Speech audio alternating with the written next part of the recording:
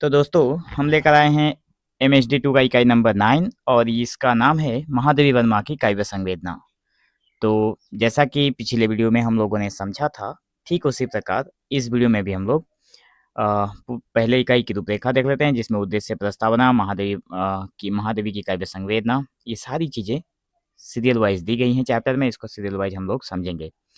तो इस पाठ को पढ़ने के बाद आप महादेवी वर्मा जी की कविताओं को दिल से छू लेने वाले भावों को एकदम आसान देसी भाषा में समझ सकेंगे। आप जान पाएंगे कि महादेवी जी ने अपने दौर के समाज और अपनी जिंदगी के अनुभवों को किस तरह कविता की पंक्तियों में ढाला है। समाज और अपनी जिंदगी के अनुभवों को किस तरह कविता की पंक्तियों में ढाला है। ठीक है। तो इसके साथ ही आप उनकी कविताओं के 4 प्रमुख स्तंभ, जैसे महादेवी वर्मा की जो कविताएं हुई उनमें 4 प्रमुख स्तंभ हैं, जैसे दुख की भावना, अनदेखी शक्ति से जुड़ाव, गहरा प्यार और खूबसूरती के वर्णन का हम लोग मतलब आसानी से जिक्र कर सकते हैं। तो इसका बहुत ही आसान और सटीक विश्लेषण करने में माहिर हो जाएंगे हम लोग, ये सारी चीज़ों को जब जान जाएंगे।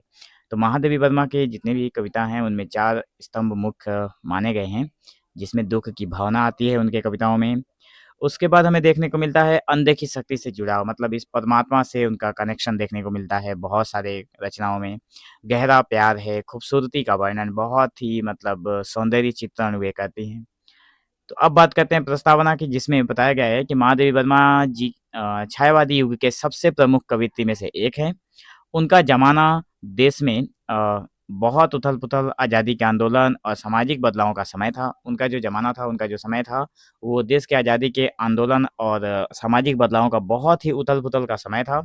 और जहाँ बाकी कवि देश की राजनीति और बाहरी बदलावों पर लिख रहे थे, वहीं महादेवी जी का मन अंदर की ओर झाँकता था। उन्होंने अपनी कविताओं में दिल के दुःख, गहरी पीड़ा और उस ईश्वर या अलौकिक शक्ति से मिलने की तड़प को आवाज़ दी। हालाँकि उनका गद्य लेखन, जैसे संस्मरण और निबंध जो भी रचनाएँ हैं, उनमें समाज की सच्चाई और लोगों की मदद से भरा पड़ा है। उनकी कविता का असली सुर जो था, वो आध्यात्मिक और व्यक्तिगत विरह ही है। और महादेवी जी का पूरा काव्य संसार 4 चीज़ों पर टिका हुआ है। ठीक है? महादेवी जी का जो भी काव्य संसार है, ठीक है? वो बिल्कुल 4 चीज़ों पर ही टिका हुआ है, जिसमें वो 4 चीज़ें हम लोगों ने पहले भी पढ़ा है। मतलब दुःख का अनुभव करते हैं, वेदना है, ईश्वर का रहस्य है, मतलब मैंने अभी ऊपर आप लोगों को बताया कि अनदेखी शक्ति से जुड़ाव उनका होता है, सच्चा प्रेम होता है और सुंदरता का एहसास कराती हैं। तो ये सारी मतलब क्वालिटी जो है वो हमारे महादेवी वर्मा जी की रचनाओं में देखने को मिल जाती है। अब बात करते हैं महादेवी की काव्य संवेदना। तो देखिए, छायावादी कविता असल में एक नई सोच और दिल के गहरे एहसासों की कविता थी। महादेवी वर्मा जी का जो अस्तित्व है, जो व्यक्तित्व है, एक इंद्रधनुष की तरह बहुआयामी था। इंद्रधनुष आप लोग देखे होंगे, 7 रंग का होता है। तो ठीक उसी तरह से महादेवी वर्मा का व्यक्तित्व जो है, जो पर्सनैलिटी है, वो भी उसी तरह है, जिसकी झलक उनकी कविताओं में साफ दिखती है। एक महिला होने के नाते उनके पास बहुत ही संवेदनशील दिल भी था, और उन्होंने कविता लिखने को केवल मनोरंजन नहीं माना था, बल्कि उसे जीवन का एक बहुत बड़ा और गंभीर माध्यम बनाया था। उनके दिल में दुनिया के हर जीव-जंतु और इंसान के प्रति बहुत गहरी दया और करुणा भरी हुई थी। अब बात करते हैं आगे। तो देखिए, महादेवी जी का जो युग था, भारतीय समाज के जागने का समय था। मतलब उनकी कविताओं को पढ़कर हर किसी के मन में चेतना जाग सकती थी, और जागी भी है। जहाँ हर कोई अपने अधिकारों और आज़ादी के लिए संघर्ष कर रहा था, ऐसे दौर में नारी भी अपनी स्वतंत्रता तलाश रही थी। मतलब एक समय ऐसा था जहाँ पे नारियों को स्वतंत्रता नहीं मिलती थी, उसी समय में महादेवी वर्मा लिखने का काम भी करती थी, और नारियाँ भी अपनी स्वतंत्रता को तलाश कर रही थी। महादेवी जी की कविताओं में नारी के स्वाभिमान और बेड़ियों को तोड़कर उड़ने की तड़प बहुत साफ दिखाई देती है। अपने मन के इन गहरे एहसासों को व्यक्त करने के लिए उन्होंने गीत विधा को चुना, क्योंकि गीत में दिल की बात बहुत सहजता से बह निकलती है। उनके समय में एक तरफ तो आध्यात्मिक सोच थी और दूसरी तरफ भौतिक दुनिया की सच्चाई। इस खिंचाव के कारण उन्होंने रहस्य का सहारा लिया और अपनी बात को सीधे कहने के बजाय प्रतीकों के जरिए व्यक्त किया। इसके अलावा महादेवी जी की जिंदगी का अकेलापन भी उनकी काव्य संवेदना को गढ़ने में बहुत मददगार रहा। तो उनके प्रेम का नाता और उस अज्ञात ईश्वर से था। महादेवी वर्मा का जो प्रेम का नाता था वो किससे था? उस अज्ञात ईश्वर से था, जिसको उन्होंने कभी देखा ही नहीं, जिसे समझना आम इंसान के लिए आसान नहीं है और वे जीवन को विरह का जलजात यानी दुख और बिछोह के पानी में खिला हुआ कमल मानती थी। फिर भी उनके यहाँ प्रेम केवल रोना-धोना नहीं है, बल्कि वह अंत में एक परम आनंद और शांति की ओर ले जाता है। मतलब उनकी कविताओं में बीच में रोना-धोना, दुःख, वेदना जो भी होता है, वर्णन होता है, लेकिन अंत में प्रेम भी देखने को मिलता है। लेकिन अंत में क्या होता है कि उनकी कविताएँ हमें एक अद्भुत आनंद देकर जाती हैं, जो भी कविता आप पढ़ेंगे। महादेवी की कविता में वेदना भाव की अगर बात करें तो देखिए, महादेवी जी की कविता को पढ़ते ही जो सबसे पहला भाव दिल को छू जाता है, वह है दुःख और करुणा। वे बिना किसी झिझक के खुद को नीर भरी दुःख की बदली कहती हैं। छायावादी दौर में कवियों ने अपने व्यक्तिगत सुख-दुःख को बेबाकी से लिखा। आचार्य हजारी प्रसाद द्विवेदी जी ने ठीक ही लिखा है कि इस दौर में बाहरी विषय क्या है, यह ज़रूरी नहीं था, बल्कि कवि का अपना दिल उस विषय को देखकर कैसा महसूस करता है, ये मुख्य बात बन गई थी। मतलब छायावाद के समय में हजारी प्रसाद द्विवेदी ने कहा है उस युग के बारे में कि मतलब युग के बारे में हजारी प्रसाद द्विवेदी का कहना है कि इस युग में क्या लिखा है या फिर बाहर क्या चल रहा है ये कोई ज़रूरी नहीं है। ज़रूरी या फिर इम्पोर्टेंट वो बातें हैं कि कवि के दिल में उस समय क्या चल रहा है और क्या एहसास है, उसको बताना ही छायावाद का मुख्य विषय था। आचार्य हजारी प्रसाद द्विवेदी के अनुसार अगर बात करें तो 1900 से 1920 ईस्वी की खड़ी बोली की कविता में कवि के अपने राग-विराग और मतलब उसी की प्रधानता हो गई। विषय गौण हो गया और विषय जो है वो मुख्य हो गई। मतलब विषय जो था वो मतलब सेकंड हैंड हो गया, गौण हो गया, मतलब उसका वैल्यू कम गया और जो विषय था, कवि का अपना जो मन था, वो वहाँ पे बहुत क्या हो गया, मुख्य बन गया। तो महादेवी जी के दिल में ये अथाह पीड़ा और दुःख कहाँ से आया? हमारे मन में ये सवाल उठना चाहिए कि महादेवी जी के दिल में ये अथाह पीड़ा जो है, जो दुःख है, वो कहाँ से आया? तो इसका कोई एक निश्चित कारण नहीं बताया जा सकता।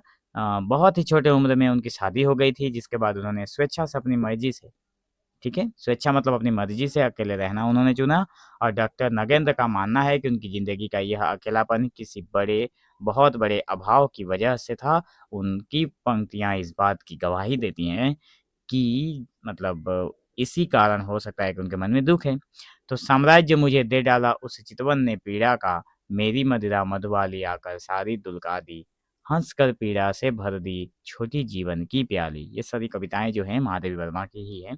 तो महादेवी जी का यह दुःख कोई दिखावा या बनावटी चीज़ नहीं है, बल्कि यह उन्होंने खुद अपनी इच्छा से अपनाया है। वे मानती हैं कि हमारे हज़ारों सुख हमें शायद सच्चा इंसान ना बना सके, लेकिन आँख से निकला दुःख का एक बूँद आँसू भी हमारे ज़िंदगी को बहुत मीठा और उपजाऊ बना देता है। अब बात करेंगे वेदना के 2 मुख्य आधार जैसे आध्यात्मिक और मानवतावादी। वेदना के 2 कारण हो सकते हैं। तो महादेवी जी का दुःख केवल उनका व्यक्तिगत दुःख नहीं है, बल्कि उनके दुःख की इमारत 2 पक्के गंभीर मतलब खंभों पर टिकी हुई है। पहला है आध्यात्मिक, तो महात्मा बुद्ध के विचारों और बौद्ध दर्शन के प्रभाव ने महादेवी जी के दुःख को एक ऊँचा आध्यात्मिक रूप दे दिया। वे दुःख को रोने की चीज़ नहीं बल्कि मन को शुद्ध करने का साधन मानती हैं। मतलब देखिए कितनी गहरी बात लिखी है कि कोई जब रोता है तो उसकी आँखों से आँसू बहते हैं। आँसू बहना मतलब उनका दिल साफ हो गया। तो उसी तरह से महादेवी वर्मा भी रोने को दुःख का मतलब रोना-धोना नहीं मानती हैं बल्कि मन को शुद्ध करने का साधन मानती हैं। वे सिद्धार्थ मतलब गौतम बुद्ध का बचपन का नाम था, तो सिद्धार्थ की दया और त्याग को याद करते हुए लिखती हैं कि दुःख तो जीवन को चमकाने वाला चंदन है। मानवतावादी भावों में आता है दूसरे में, तो जब कोई इंसान खुद बहुत सारा दुःख से गुज़र जाता है, ठीक है? आप भी गुज़रे होंगे कभी किसी दुःख से, तो मिलाकर इसके साथ आप लोग तुलना करके देख सकते हैं कि जब कोई भी इंसान दुःख से बहुत ज़्यादा गहरे मतलब दुःख से जब वो गुज़रता है, तो उसे उस तो वो दूसरों के दुःख को भी बहुत आसानी से समझ लेता है। तो महादेवी जी के साथ भी यही हुआ, उनका व्यक्तिगत दुःख धीरे-धीरे पूरी दुनिया के दुखी और गरीब लोगों के प्रति हमदर्द में बदल गया। उनकी किताब दीपशिखा में तो वे इंसान ही नहीं बल्कि छोटे-छोटे परिंदों और मुरझाई कलियों के लिए भी चिंतित दिखाई देती हैं। जब आप पढ़ेंगे इस दीपशिखा कहानी को तब आपको पता लगेगा, ठीक है?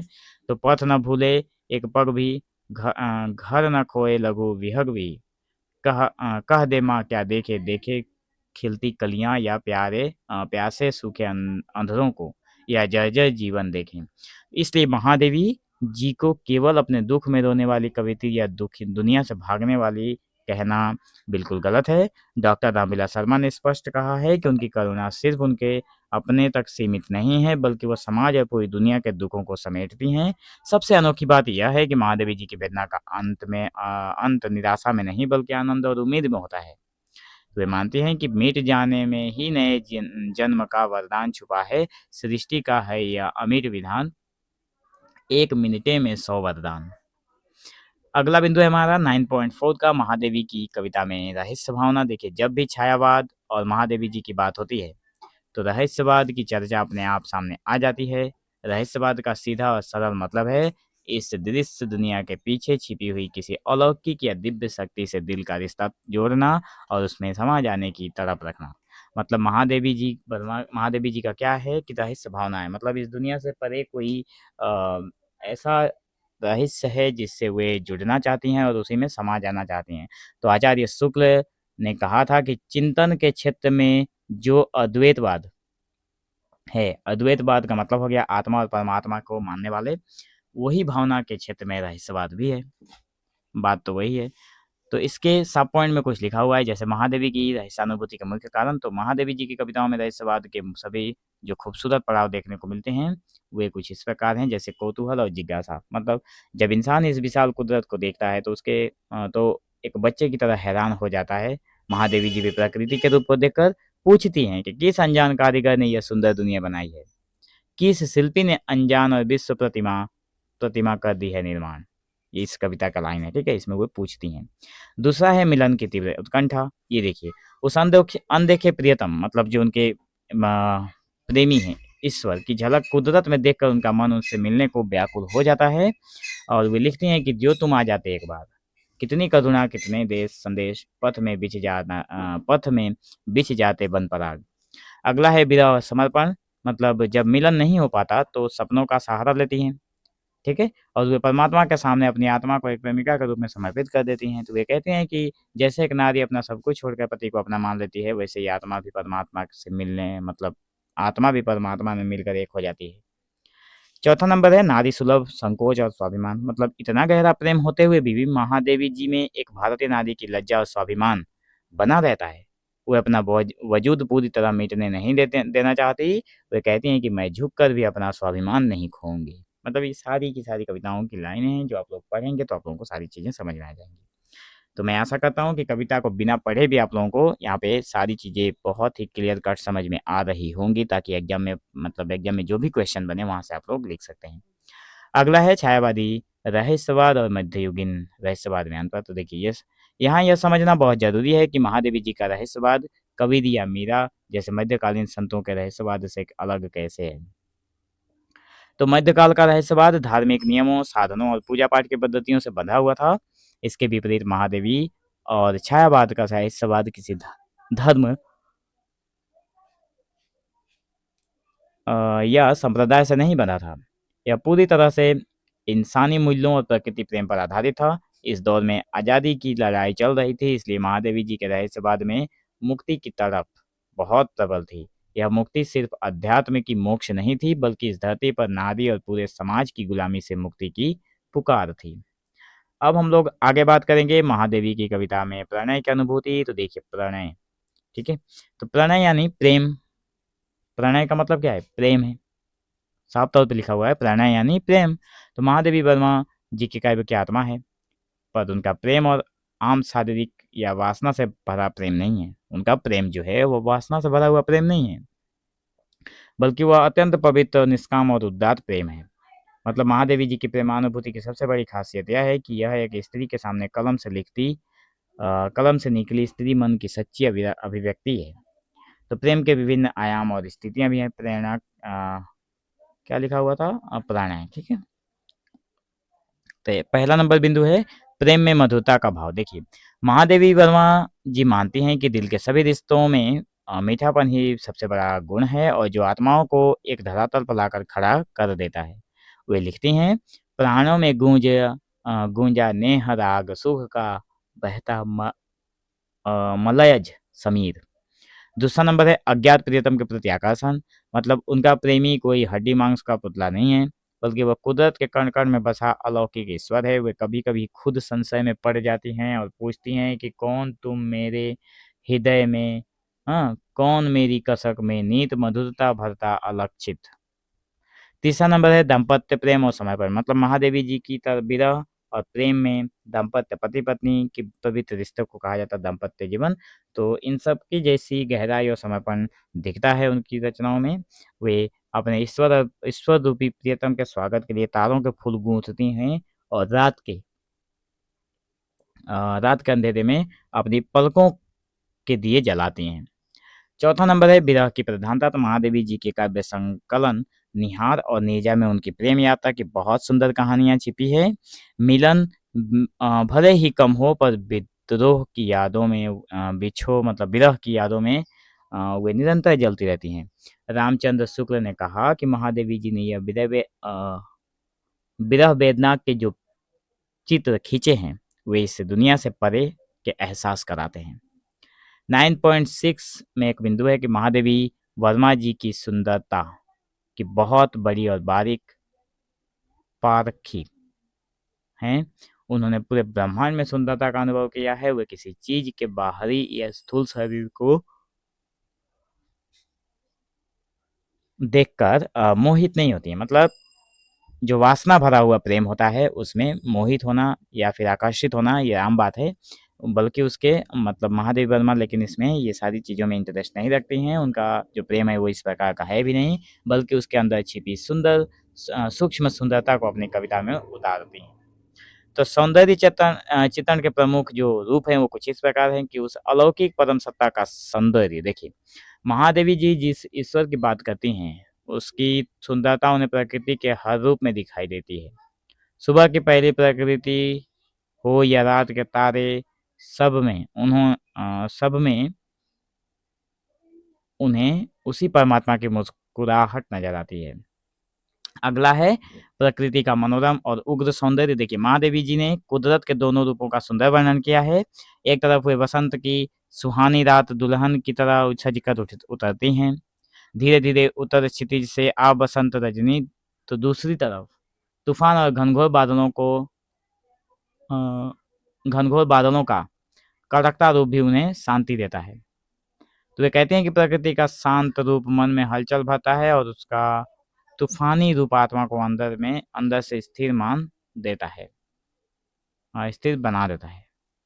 तीसरा नंबर है प्रकृति पर नारी स्वरूप का आरोप। देखिए मानविकीकरण की बात हो रही है तो छायावाद कवियों को यह बड़ी विशेषता मतलब कवियों की ये बड़ी विशेषता थी कि वे प्रकृति की तुलना एक सुंदर नारी से करते थे। महादेवी जी ने भी बादलों रात और बसंत को एक सजी धजी स्त्री के रूप में चित्रित किया है।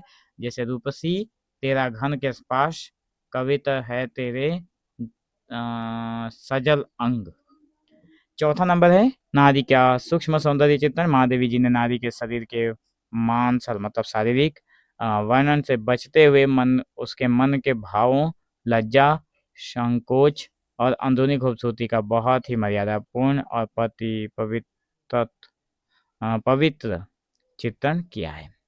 ठीक है दोस्तों, तो बाकी इसी तरह के चैप्टर्स का सॉल्यूशन पाने के लिए अब हमारे चैनल हिंदी परीक्षा एसके के साथ बने रहें और डिस्क्रिप्शन में आप लोगों को प्लेलिस्ट का मिलेगा लिंक, आप लोग वहाँ से जाकर एक बार सारा वीडियो चेकआउट करिए। बहुत सारा वीडियो अपलोडेड है। ये तो चैप्टर नंबर 9 है, इससे पहले और भी बहुत सारे क्लासेस हो चुके हैं। तो जिनको भी चाहिए वे लोग वहाँ से ज्वाइन करके सारी चीज़ों को लिख सकते हैं। तो मिलेंगे हम लोग एक नए वीडियो में, तब तक के लिए धन्यवाद।